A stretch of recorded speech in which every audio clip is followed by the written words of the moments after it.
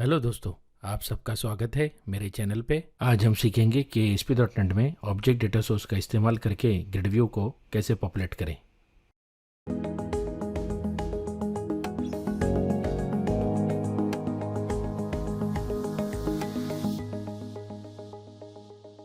तो चलिए वीडियो की शुरुआत करते हैं।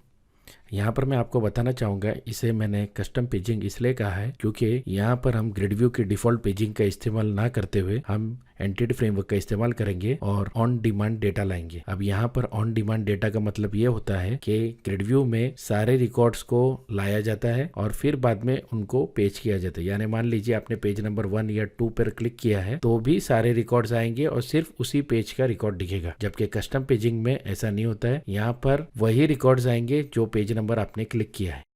तो चलिए वीडियो की शुरुआत करते हैं। सबसे पहले मैं यहाँ पर एक एंटिटी डेटा मॉडल ऐड करूंगा, उसे नाम मैं कस्टमर्स दूंगा। अब मैं ऐड बटन पर क्लिक कर रहा हूँ। यहाँ पर एक पॉपअप आया है जो मुझे बोल रहा है कि आप फाइल्स को ऐप कोड फोल्डर में रखना चाहेंगे, तो मैं ओके क्लिक करूंगा। अब मैं यहाँ पर विजिट में से EF डिजाइनर ऑप्शन सेलेक्ट कर रहा हूँ क्योंकि मैं डेटाबेस से डिजाइन करूंगा। अब यहाँ पर डेटा कनेक्शन विंडो ओपन हो चुकी है। अब यहाँ पर हमें न्यू कनेक्शन पर क्लिक करना है। यहाँ पर सर्वर नेम टेक्स्ट बॉक्स में हमें SQL सर्वर के इंस्टेंस का नाम स्पेसिफाई करना है। आप देख सकते हैं मैं ./SQL 2014 लिख रहा हूँ, जहाँ पर डॉट मेरी मशीन का नाम होता है। अगर आपको मशीन का नाम पता है तो आप वो भी डाल सकते हैं।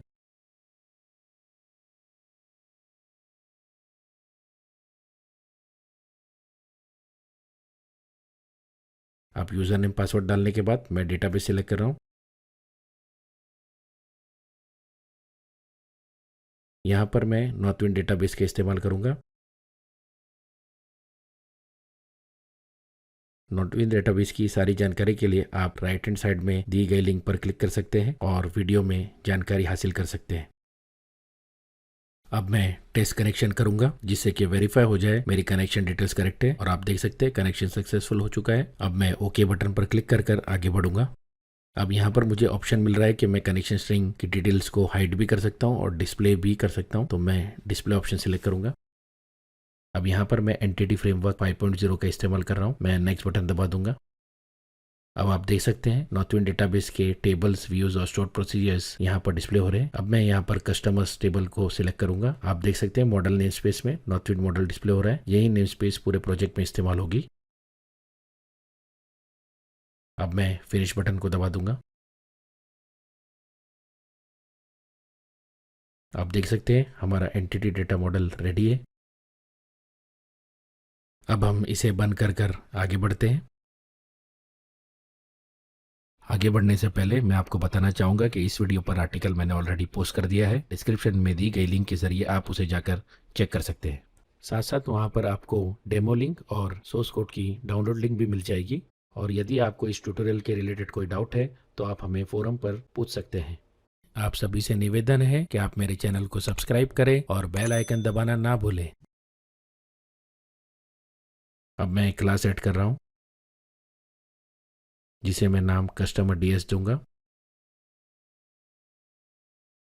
अब यहाँ पर मैं एक पब्लिक फंक्शन बना रहा हूँ जो कि एक लिस्ट रिटर्न करेगा कस्टमर क्लास ऑब्जेक्ट का। ये कस्टमर क्लास जो है वो हमारे एंटिटी डेटा मॉडल की क्लास है। अब यहाँ पर मैं कुछ पैरामीटर्स स्पेसिफाई कर रहा हूँ। स्टार्ट इंडेक्स, मैक्स रोज। यहाँ पर स्टार्ट इंडेक्स का मतलब होता है हमारे रिकॉर्ड कहाँ से शुरू होगा। मान लीजिए हमारा पेज साइज 10 है और हमें 10 रिकॉर्ड्स पर पेज दिखाने हैं, तो हम स्टार्ट इंडेक्स स्पेसिफाई करेंगे 1 और मैक्स रोज स्पेसिफाई करेंगे 10। तो इस तरह 1 to 10 रिकॉर्ड्स पहले पेज के लिए, 11 to 20 रिकॉर्ड्स दूसरे पेज के लिए, और इस तरह सोहन।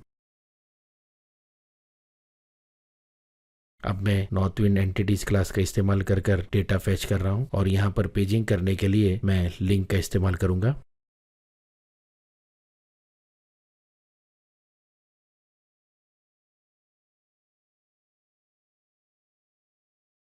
आप देख सकते हैं मैंने एक लिंक क्वेरी लिखी है कस्टमर्स कलेक्शन पर। अब यहाँ पर मैं लिंक ऑर्डर बाय फंक्शन का इस्तेमाल कर रहा हूँ और लैम्डा एक्सप्रेशन इस्तेमाल करके उसे कस्टमर आईडी के बेस में ऑर्डर कर रहा हूँ। अब मैं स्किप फंक्शन का इस्तेमाल करके उसे स्टार्ट इंडेक्स पास कर रहा हूँ और टेक फंक्शन का इस्तेमाल करके उसे मैक्स रोज पास कर रहा हूँ और फाइनली जो हमारी क्वेरी का रिजल्ट है उसे मैं एक जेनरिक लिस्ट में कन्वर्ट कर रिटर्न कर दे रहा हूँ। अब यहाँ पर मैं एक और पब्लिक फंक्शन बना रहा हूँ, गेट कस्टमर काउंट, और जैसा कि आप सब समझ गए होंगे इस फंक्शन का इस्तेमाल है डेटाबेस रिकॉर्ड्स की काउंट पता कर रिटर्न करना है। तो यहाँ पर मैं नॉर्थविन एंटिटीज का इस्तेमाल करूंगा और रिकॉर्ड्स का काउंट पता कर उसे रिटर्न कर दूंगा। काउंट का इस्तेमाल बेसिकली हमें पेज नंबर्स जो कि हम डिस्प्ले करेंगे, जिस पर यूजर क्लिक कर उस पर्टिकुलर पेज को देखेगा, वो क्रिएट करने के लिए हमें काउंट्स पता करना जरूरी है। तो चलिए अब हम चलते ASPX पेज पर, जहाँ पर मैंने पहले से कुछ CSS ऐड कर रखी है जो कि हमारे ग्रिड व्यू के लिए डिजाइनिंग में इस्तेमाल होगी। अब यहाँ पर मैं ग्रिड व्यू कंट्रोल ऐड कर रहा हूँ।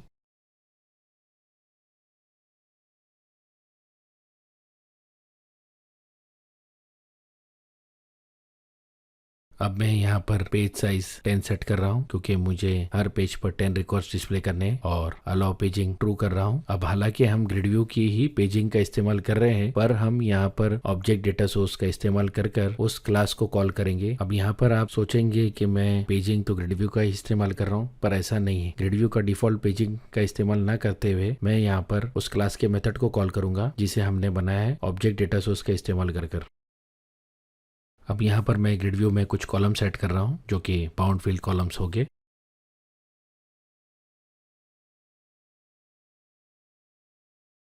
तो लीजिए हमारे ग्रिड व्यू तैयार है।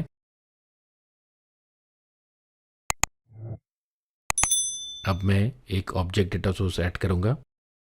ऑब्जेक्ट डेटा सोर्स बिल्कुल SQL डेटा सोर्स की तरह ही होती है, पर डेटाबेस से डायरेक्टली कनेक्ट करने की बजाय यहाँ पर हम उसे क्लास के जरिए डेटाबेस से कनेक्ट कर सकते हैं। यहाँ पर मैं एनेबल पेजिंग प्रॉपर्टी को ट्रू सेट कर रहा हूँ और सिलेक्ट मेथड में हम हमारे क्लास के मेथड का नाम देंगे गेट कस्टमर्स, और सिलेक्ट काउंट मेथड में हम हमारे काउंट मेथड का नाम देंगे get customers count. Type name में हम हमारे क्लास का नाम देंगे कस्टमर DS और हमारे पैरामीटर्स का नाम देंगे। जो सबसे पहला पैरामीटर है मैक्सिमम रोज पैरामीटर नेम, तो मैक्स रोज, और start row index parameter name start index. तो लीजिए हमारा ऑब्जेक्ट डेटा सोर्स का भी कॉन्फ़िगरेशन पूरा हो चुका है। अब हमें इस ऑब्जेक्ट डेटा सोर्स को ग्रिड व्यू का असाइन करना होगा। तो यहाँ पर मैं डेटा सोर्स ID फील्ड का इस्तेमाल कर ऑब्जेक्ट डेटा सोर्स का ID ग्रिड व्यू को असाइन कर दूंगा। तो लीजिए हमारा प्रोग्रामिंग पार्ट पूरा होता है। अब चलिए अब हम इसे रन कर चेक कर लेते हैं। तो आप देख सकते हैं ग्रिड व्यू डेटा डिस्प्ले कर रही है, साथ ही साथ हम पेजिंग भी कर पा रहे हैं। अब यहाँ पर परफॉर्मेंस वाइज ये पेजिंग फास्ट चलेगी। उसका रीजन ये है कि पूरे टेबल का रिकॉर्ड लाने की बजाय हम यहाँ पर पेज रिकॉर्ड ला रहे हैं। मान लीजिए आपके टेबल में 1000 रिकॉर्ड्स है तो भी यहाँ पर पेज यानी कि हर पेज के लिए सिर्फ 10 रिकॉर्ड्स ही आएंगे। तो इसी के साथ हम वीडियो के अंत में आते हैं। आपका बहुत बहुत शुक्रिया वीडियो देखने के लिए। प्लीज लाइक शेयर और सब्सक्राइब करें। जल्दी मिलेंगे अगले वीडियो में।